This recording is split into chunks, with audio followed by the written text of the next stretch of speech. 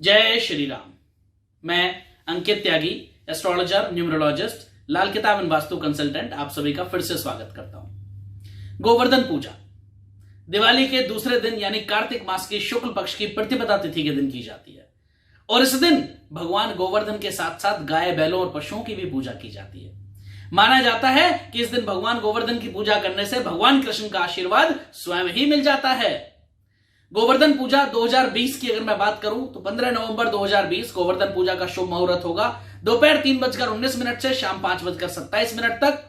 15 नवंबर को प्रतिपदा तिथि जो प्रारंभ होगी सुबह 10:36 से प्रारंभ होगी। कार्तिक मास के शुक्ल पक्ष की प्रतिपदा तिथि के दिन गोवर्धन पूजा का यह पर्व विशेष रूप से नॉर्थ इंडिया में यानी उत्तरी भारत में मनाया जाता है और गोवर्धन पर्वत को भगवान श्री कृष्ण का ही रूप माना जाता है। यह एक छोटा सा पहाड़ है जो गोवर्धन ब्रज में स्थित है, लेकिन भगवान श्री कृष्ण के भक्तों की इस पर्व में अपार आस्था है। गोवर्धन पर्वतों को पर्वतों का राजा भी कहा जाता है। ऐसा कहा जाता है कि यह पर्व द्वापर युग से यहीं पर स्थित है। माना तो ऐसा भी जाता है कि द्वापर युग से अब तक न जाने कितनी बार यमुना नदी ने अपने रास्ते बदल लिए हैं, लेकिन यह पर्वत आज भी नहीं हिला, वहीं का वहीं पर स्थित है द्वापर युग से आज तक। द्वापर युग में भगवान श्री कृष्ण ने ही सभी गोकुलवासियों से गोवर्धन पर्वत की पूजा कराई थी, इसलिए इस पर्वत को भगवान कृष्ण का अत्यंत प्रिय माना जाता है। पुराणों के अनुसार पृथ्वी पर गोवर्धन पर्वत के समान कोई भी दूसरा तीर्थ नहीं है। गोवर्धन पूजा के दिन भगवान के इसी रूप को ही पूजा जाता है और इस दिन गाय और बैल और पशुओं की पूजा भी विशेष रूप से की जाती है। ऐसा कहते हैं कि गाय की पूजा करने से भगवान श्री कृष्ण का आशीर्वाद आपको जरूर प्राप्त होता है। गोवर्धन पूजा में क्या करना है, विधि क्या है? शाम के समय गोवर्धन पूजा की जाती है, इसलिए शाम के समय स्नान करके साफ वस्त्र धारण करके और आप गाय के गोबर से गोवर्धन की आकृति बना लें और उसके बाद भगवान कृष्ण का स्मरण करें और अन्नकूट का भोग लगाएं और एक दीपक वहां प्रज्वलित कर दें। इस दिन गाय और बैलों की पूजा और पशुओं की पूजा अवश्य करें, उनका श्रृंगार करें, उन्हें स्नान कराकर फूलों की माला पहनाएं और धूप दीप से उनकी आरती भी उतारें। इसके बाद उन्हें मिठाई का भोग लगाएं और उनका आशीर्वाद लें और अंत में यह मिठाई प्रसाद के रूप में सभी में वितरण कर दें तो अत्यंत मंगलकारी माना जाता है। क्यों मनाया जाता है आखिर गोवर्धन पर्व? क्या है इसकी पौराणिक कथा?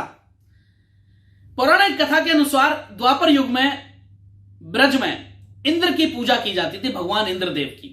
एक बार जब भगवान इंद्रदेव की पूजा की जा रही थी, उसी समय भगवान श्री कृष्ण उस पूजा में पहुंचे और उस पूजा के बारे में पूछने लगे।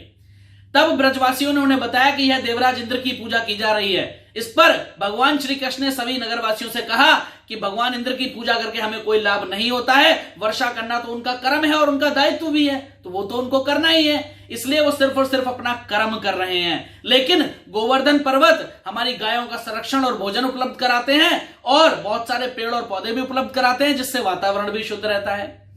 इसलिए हमें भगवान इंद्र की जगह गोवर्धन पर्वत की पूजा करनी चाहिए। इसके बाद सभी ने भगवान कृष्ण की बात सुनकर गोवर्धन पर्वत की पूजा प्रारंभ कर दी, जिसके बाद भगवान इंद्र क्रोधित हो उठे और उन्होंने मेघों को आदेश दिया कि गोकुल का विनाश कर दो। इसके बाद गोकुल में भारी बारिश होने लगी और गोकुलवासी भयभीत हो उठे। भगवान श्री कृष्ण ने सभी गोकुलवासियों को गोवर्धन पर्वत के संरक्षण में जाने को कहा और अपनी सबसे छोटी यानी कनिष्ठिका उंगली पर गोवर्धन पर्वत को उठा लिया और उस पर्वत के नीचे सभी गोकुलवासी सुरक्षित रहे। भगवान इंद्र ने अपने पूरे बल का प्रयोग किया, लेकिन उनकी एक न चल सकी। इसके बाद जब भगवान इंद्र को यह पता लगा, देवराज इंद्र को यह पता चला कि भगवान श्री कृष्ण स्वयं विष्णु भगवान का ही अवतार हैं, तो उन्हें अपनी भूल का एहसास हुआ और वह भगवान श्री कृष्ण से क्षमा मांगने लगे। तभी से गोवर्धन पूजा का विशेष महत्व है और विशेष महत्व इस पूजा को दिया जाता है। गोवर्धन पूजा पे कुछ ऐसे उपाय हम कर सकते हैं जिनसे हमारी जिंदगी में बहुत बड़े बदलाव आ सकते हैं। आर्थिक समृद्धि और संपन्नता के लिए गाय को स्नान कराकर उसका तिलक करें और उसको फल और चारा खिलाएं। गाय की 7 बार परिक्रमा करें और गाय के खुर के पास की मिट्टी लेकर के कांच की शीशी में अपने पास सुरक्षित रख लें। आपके पास धन धान्य की कमी नहीं रहेगी।